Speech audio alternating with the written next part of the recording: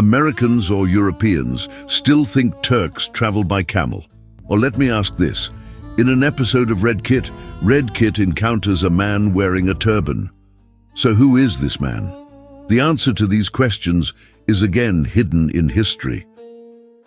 After the Mexican War in 1846-48, the United States annexed Arizona, California, Nevada, Colorado, and New Mexico. They decided to use camels to build railways in the newly acquired territories, transport military ammunition, and make the rugged expanses livable.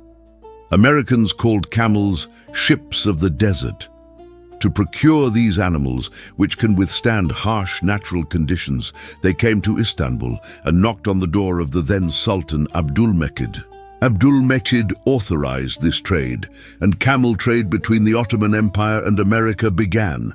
There's just one problem. The Americans don't know how to tame camels, so they find camel keepers in Ottoman lands. One of them is Hacı Ali, a Greek from Izmir, who later converted to Islam. At the age of 22, Hacı Ali traveled to America to work as a camel keeper. The Americans loved Hacı Ali for his warm demeanor. However, since they couldn't pronounce his name, they called him Hacı Ali. Hacı Ali, who served the Americans for 30 years, was greatly loved on American soil. After his death, he was buried in Arizona. His grave was converted into a memorial by the Americans. In fact, festivals and parades are held every year to commemorate him. Hacı Ali, whose fame spread throughout America, has been the subject of many Western films. One of these is Red Kit.